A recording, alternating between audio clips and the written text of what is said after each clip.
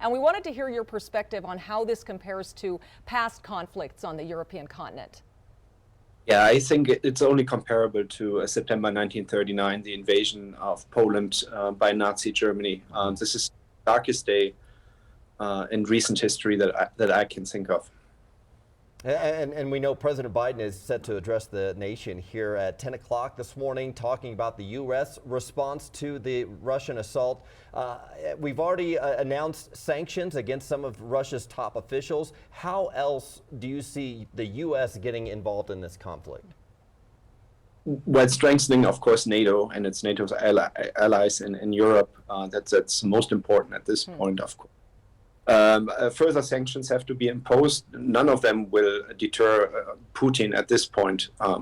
But in the long run, it might undermine his grip on power in Russia, because the only solution to this issue right now is that he is removed from power by internal forces. And that is, at this point, I can only see that as the only solution. Wow. I mean, his motivation seems to be a land grab. There is, of course, Cold War context here, which you, of course, can give us a little bit of context there. But, you know, what else will he do? He's threatening consequences like none we've ever seen in our lifetimes. Those were his words. How scared should we be?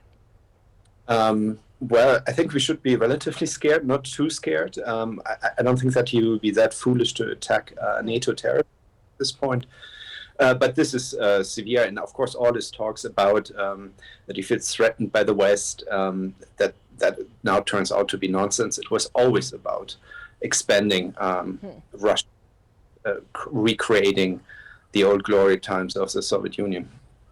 And certainly U.S. leaders, and we've heard some European leaders call this a threat to democracy across the world. And we know there are many other Russian states that could be involved eventually, Estonia and Lithuania and others, even Poland, that have kind of started to organize to think about what repercussions might be down the road. Is this something that you see playing out across a broader territory?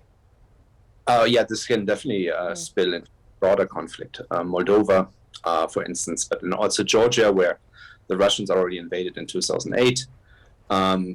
So I don't think necessarily that he will attack any NATO members. That would be way too dangerous.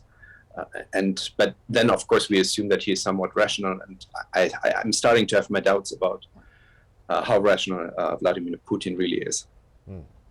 Well, Dr. Christoph Stefes with CU Denver, thank you so much for sharing your expertise with us this morning. And we will certainly check in with you throughout this. We'll be covering it for days, weeks, no doubt.